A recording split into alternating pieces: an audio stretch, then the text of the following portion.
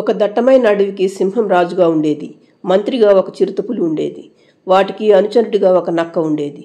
ఒకరోజు సింహం నీరు త్రాగటానికని చెరువు దగ్గరికి వెళ్తుండగా దారిలో ఒక తొడేలు, ఎలుగుబంటి ఒక ఏనుగుపై దాడి చేయాలని చూస్తుంటాయి. అది చూసిన సింహం వాటి దగ్గరికి వచ్చి, ఏమిటి మీరు చేస్తున్నది? మర్యాదగా ఇక్కడి నుండి వెళ్తారా, లేదా నా పంజా దెబ్బ రుచి చూపించమంటారా అని సింహం గర్జించేసరికి ఎలుగుబంటి, తొడేలు రెండు భయపడి అక్కడి నుండి వెళ్ళిపోతాయి.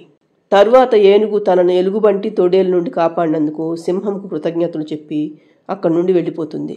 మరుసటి రోజు చిరుతపులి, నక్క ఒక చోట కలుసుకుని సింహం గురించి మాట్లాడుకుంటూ ఉంటాయి. ఏంటి చిరుతమామ, రహస్యంగా ఇక్కడికి వచ్చి కలవమన్నావు అంటుంది నక్క. ఎప్పటి నుండో ఆ సింహం రాజును చంపాలనుకుంటున్నాం కదా నక్క, దానికి రేపు ముహూర్తం పెట్టాను. రేపు నువ్వు నేను చెప్పినట్లుగా చెయ్యి. దాంతో మనకు ఆ సింహం రాజు పీడ శాశ్వతంగా వదిలిపోతుంది. తరువాత నేను ఈ అడవికి రాజునవుతాను. ముందుగా అనుకున్నట్లే నిన్ను మంత్రిని చేస్తాను అంటుంది చిరుతపులి. నేను ఎప్పటి నుండో మీ మాట కోసమే ఎదురు చూస్తున్నాను చిరుతమామ, నన్నేం చేయమంటావో చెప్పు అంటుంది నక్క. నక్కకు ఏం చేయాలో చెప్పిన చిరుతపులి, జాగ్రత్త, నేను చెప్పినట్లే చెయ్యి. ఏదైనా తేడా జరిగిందనుకో ఆ సింహం రాజు బదులుగా నువ్వు చస్తావు అంటూ వెళ్ళిపోతుంది చిరుతపులి. మరుసటి రోజు నక్కా, సింహం అడవిలోని జంతువుల క్షేమ సమాచారం తెలుసుకుందామని గుహ నుండి బయలుదేరతారు. కొంత దూరం వచ్చిన తరువాత నక్క సింహంతో, మహారాజా, రానున్నది వేసవి కాలం కదా, మన చెరువులో నీరు తగ్గుతుంది. నేను ఇక్కడికి దగ్గరలో ఒక చెరువులో నీటిని త్రాగి చూశాను. అవి చాలా రుచిగా ఉన్నాయి. మీరు కూడా వాటిని రుచి చూశారంటే వేసవి కాలంలో మన చెరువులో నీటితో పాటు ఈ చెరువులో నీరు కూడా మన జంతువులకి పనికొస్తుంది. ముందుగా వాటిని మీరు త్రాగి చూడండి మహారాజా అంటుంది నక్క. సింహం, సరే నక్క, అలాగే చేద్దాం. ముందు ఆ చెరువు ఎక్కడుందో నాకు చూపెట్టు అంటుంది. నక్క సింహాన్ని ఒక చెరువు దగ్గరికి తీసుకువచ్చి, నేను చెప్పింది ఈ చెరువు గురించే మహారాజా, మీరు చెరువులోకి దిగి నీరు త్రాగి చూడండి అని నక్క అనటంతో సింహం సరేనని చెరువులోకి దిగుతుంది.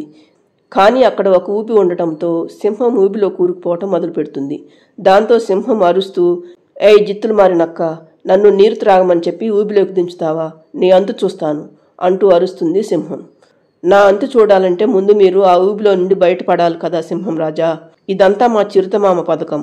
ఇక నుండి ఈ అడవికి మా చిరుతమామ రాజు, నేను మంత్రిని అంటూ సింహం అరుస్తున్నా వినిపించుకోకుండా వెళ్ళిపోతుంది నక్క. అది వెంటనే చిరుతపులి దగ్గరకు వచ్చి, చిరుతమామ, నువ్వు చెప్పినట్లుగానే ఆ సింహం రాజును నమ్మించి ఊబిలోకి దించాను. ఈ పాటికి ఆ సింహం రాజు ఊబిలోకి కూరుకుపోయి చనిపోయి ఉంటాడు అంటుంది నక్క. చిరుతపులి సంతోషంగా, షబాస్ నక్క, అంతా మనం అనుకున్నట్లే జరిగింది. ఈ విషయాన్ని జంతువులన్నింటికి చెబుదాం పద అని చిరుతపులి, నక్క కలిసి జంతువుల దగ్గరకు వచ్చి, మన సింహం రాజు పొరపాటున ఊబిలో పడి చనిపోయాడు. ఇక నుండి మన మంత్రి గారైన ఈ చిరుతరాజే మన మహారాజు అంటుంది నక్క. అవును జంతువులు, మహారాజు చనిపోవటం మన దురదృష్టం. ఈ అడవి బాధ్యతలు ఎవరో ఒకరు తీసుకోవాలి కాబట్టి నేను తీసుకుంటున్నాను.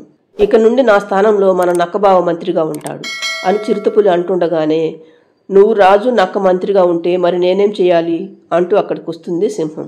సింహాన్ని చూడగానే నక్కకు, చిరుతపులికి కళ్ళు బయర్లు కమ్ముతాయి. ఏంటి చిరుతపులి, నేనెలా బ్రతికొచ్చానని ఆశ్చర్యపోతున్నావా? నేను ఊబిలో కూరుకుపోతుంటే ఈ ఏనుగు వచ్చి నన్ను కాపాడింది. నేను చనిపోతాననుకుని ఈ నక్క మీ గురించి నిజాలన్నీ నాకు చెప్పింది.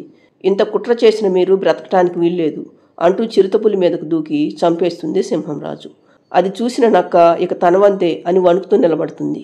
అది చూసిన సింహం రాజు, నీలాంటి గుంట నక్కను చంపితే నా మహారాజు పదవికి అవమానం. నీకు బ్రతుకు మీద ఆశ ఉంటే ఇంకెప్పుడు ఈ అడవిలో కనిపించకు అనటంతో నక్క బ్రతుకు జీవుడు అనుకుంటూ అక్కడి నుండి పారిపోతుంది. తరువాత సింహం రాజు తన అడవికి ఏనుగును మంత్రిగా చేయటంతో జంతువులన్నీ సంతోషిస్తాయి. అప్పటి నుండి సింహం, ఏనుగు పాలనలో జంతువులన్నీ చాలా సురక్షితంగా ఉంటాయి.